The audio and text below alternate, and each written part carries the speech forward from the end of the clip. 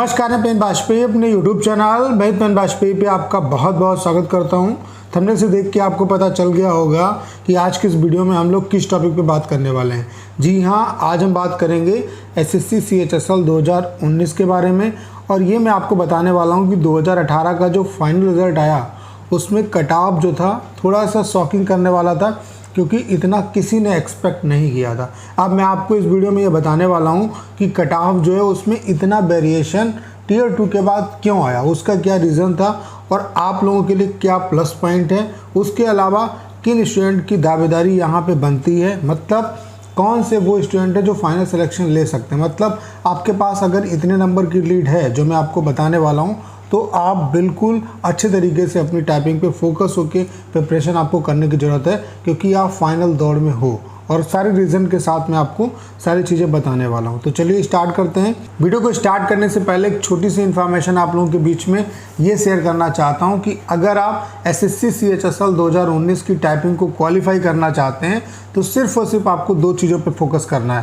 पहला, आपको CHSL CGL के अभी तक जितने भी आपके पैसेज आ चुके हैं प्रीवियस ईयर में, वो सारे आप प्रैक्टिस करो। उसके अलावा ढेर सारी ऑनलाइन आपको प्रैक्टिस करनी। इसके अलावा कोई तीसरा आपको काम करने की ज़रूरत नहीं है। और आप लोगों की सहूलियत के लिए मैंने कंप्लीट आपके लिए टाइपिंग का पैकेज बना दिया है, जिसमें मैं आपको 100+ CHSL CGL के प्रीवियस पैसेज प्रोवाइड करा रहा हूँ। उसके अलावा आपको 250 ऑनलाइन पैसेज दे रहा हूँ। तो ये जो 350 पैसेज का ये जो पैकेज है, ये जो मैं आपको प्रोवाइड कर रहा हूँ, बस आपको ईमानदारी के साथ इस कंटेंट की प्रैक्टिस करनी है। मैं गारंटी के साथ कह सकता हूँ कि आप 100% टाइपिंग को क्वालिफाई करके आएंगे।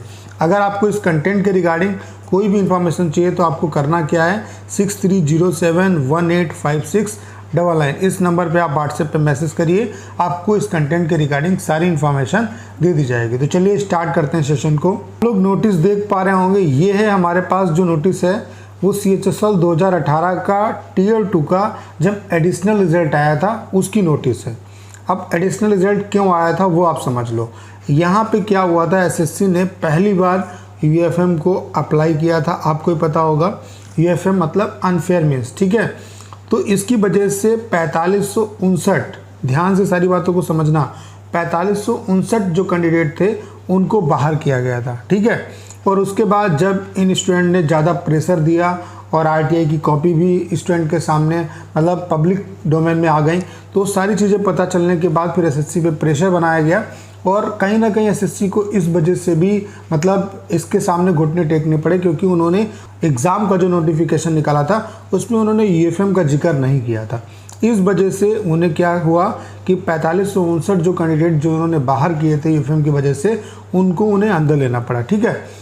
लेकिन इसमें क्या हुआ था कि SSC ने इसका रिज़ल्ट बाद में दिया था, जब बहुत ज़्यादा मतलब हल्ला मचाया गया और बहुत ज़्यादा ये मुद्दा जो था वो बहुत ज़्यादा बूम पे चढ़ा।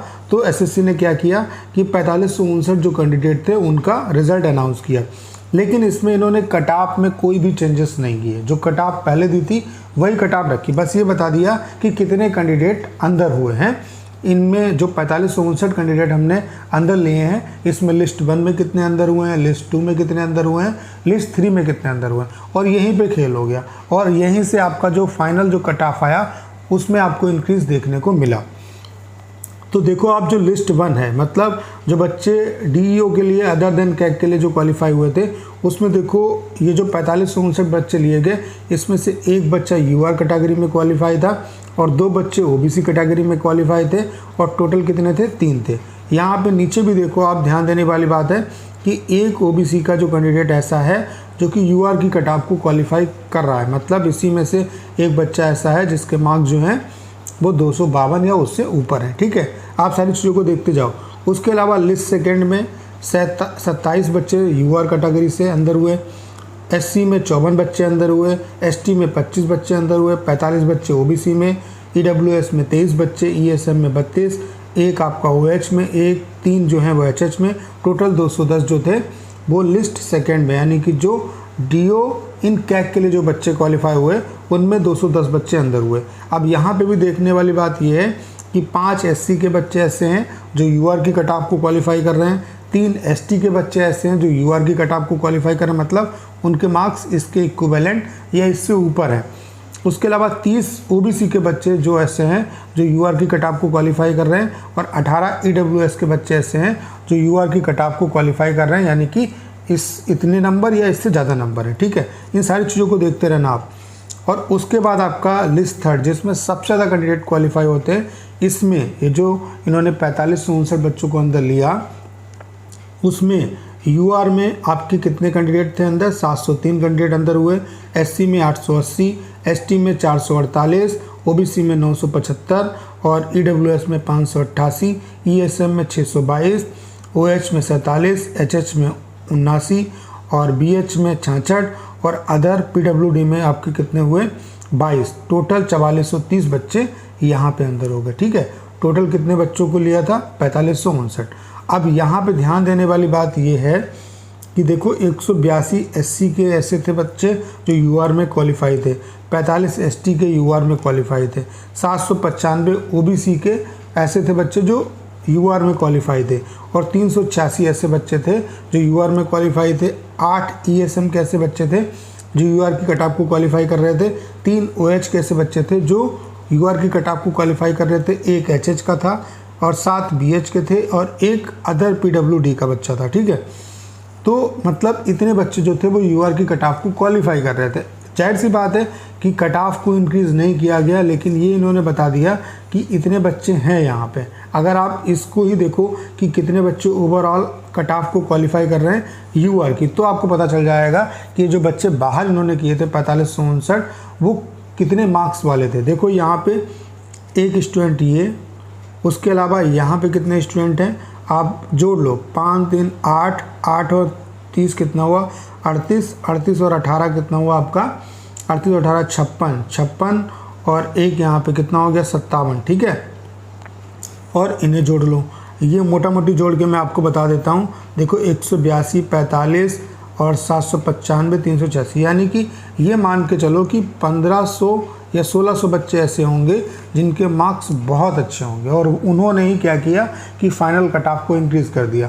फाइनल जो कट ऑफ है वो मिनिमम गई है पीएसए पोस्ट की, जो कि 212 है। ठीक है, अब आपके लिए यहाँ पे क्या सहूलियत है? आप में ऐसा कुछ नहीं हुआ, यूएफएम नहीं लगा। ठीक है, आपका जो रिज़ल्ट आया इसमें रिवाइज रिज़ल्ट आपका नहीं आना है, जो कि आपके लिए बहुत अच्छी बात है। ठीक है, अब यहाँ पे क्या है कि 2018 में और 2019 में क्या फ़र्क है? देखो उन्होंने जब शुरुआत में इन्होंने लिस्ट निकाली जो बच्चे टाइपिंग के लिए क्वालिफाई थे, तो जब कट ऑफ कम थी तो उन बच्चों को भी मौका मिल गया जो कि रेस में नहीं थे। फिर बाद में वाकई में उनको बाहर आना पड़ा, क्योंकि अल्टीमेटली जब ये बच्चे अंदर हुए तो ये दावेदारी रखते थे और कहीं ना कहीं इन्हीं का सिलेक्शन हुआ। आपके साथ ऐसा नहीं है, आपका अब रिवाइज रिजल्ट नहीं आएगा क्योंकि यूएफएम का यहाँ पे पंगा नहीं है। स्टूडेंट पहले से ही सजग हो गए थे यूएफएम के बारे में। ठीक है, दूसरी बात क्या है कि यहाँ पे आपकी जो कट ऑफ है वो ऑलरेडी टियर 1 की बहुत हाई गई है।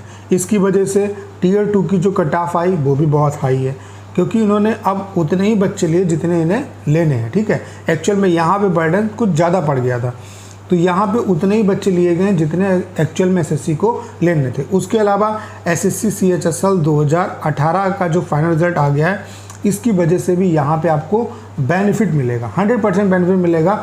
और जो 2019 की वैकेंसी में आप ये मान के चलो 50% बच्चा ऐसा होगा जिसके मार्क्स जो हैं वो 2018 में जो क्वालिफाई हुआ है उसके मार्क्स 2019 में बहुत अच्छे हैं, मतलब वो 2019 में भी बहुत अच्छी दावेदारी रखता है। आप खुद देख सकते हो, ये डाटा तो मैं कम बता रहा हूँ, 50% से भी ज़्यादा होंगे। सीएचएसएल 2018 वाले बच्चे टाइपिंग को स्किप करें, इसके लिए मैं मुहिम चलाऊँगा। ढेर सारे प्लेटफॉर्म और भी हैं जिन पर हम रिक्वेस्ट करेंगे, वो भी मुहिम चलाएँगे, तो इससे आपको बेनिफिट होगा। तो कहीं ना कहीं इनका फाइनल रिजल्ट आने की वजह से आपको बहुत ज़्यादा बेनिफिट होगा। उसके अलावा तब तक आपका सीजीएल 2019 का भी फाइनल रिजल्ट आ जाएगा, सीपीओ का भी रिजल्ट आ जाएगा, सीजीएल 2018 का तो रिज़ल्ट आपका आ ही चुका है। तो ये ढेर सारे रिज़ल्ट आएंगे इसी के दौरान, तब आपकी कहीं ना कहीं फाइनल जो लिस्ट आएगी, जब आपका फाइनल जो कट ऑफ आएगा तब आएगा। तो कहने का मेरा मतलब ये है कि ये जब सारे लोग बाहर होंगे तो कहीं ना कहीं ये कट ऑफ में चेंजेस लाएंगे। इस वजह से मैं आपसे कहता हूँ कि आप टाइपिंग पे पूरे अच्छे तरीके से फोकस करिए, क्योंकि जो सब कुछ है वो आपका टाइपिंग पे ही डिपेंड करेगा। जो बच्चा टाइपिंग को क्वालिफाई करेगा कहीं ना कहीं उसी का फाइनल सिलेक्शन होगा। तो जितने भी बच्चे 28,508 जो बच्चे अंदर हुए हैं उन सभी से मैं कहना चाहता हूं कि टाइपिंग पे पूरा जी जान से लग जाइए, क्योंकि टाइपिंग बहुत ही इंपॉर्टेंट यहाँ पे रोल प्ले करने वाला है। इस टाइम पे आप ये मत सोचिए कि फाइनल सिलेक्शन होगा या नहीं होगा, कितने नंबर पे कौन सी पोस्ट मिलेगी, ये सब मत सोचिए।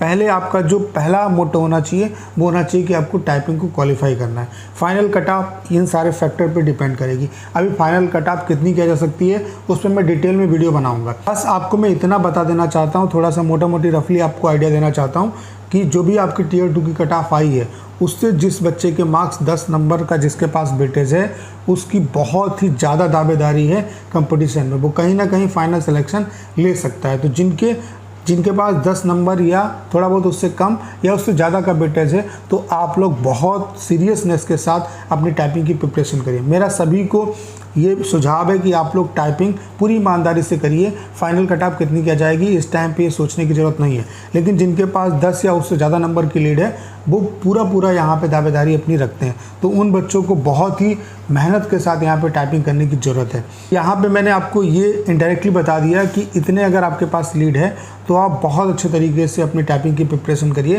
क्योंकि आप फाइनल सिलेक्शन ले सकते हैं। अगर आप टाइपिंग क्वालिफाई करना चाहते हैं तो आपको ऑफलाइन और ऑनलाइन दोनों पे आपको पैरेलल बेसिस पे टाइपिंग करनी होगी। ऑफलाइन टाइपिंग जो है वो आपके बेसिक को मजबूत करेगी, आपके अंदर कॉन्फिडेंस लाएगी, आपकी एक्यूरेसी बूस्ट करेगी, और ऑनलाइन भी प्रैक्टिस आपको करना बहुत ज़रूरी है। तो ऑनलाइन में आपको क्या करना है, ढेर सारे पैसेज की प्रैक्टिस करना है।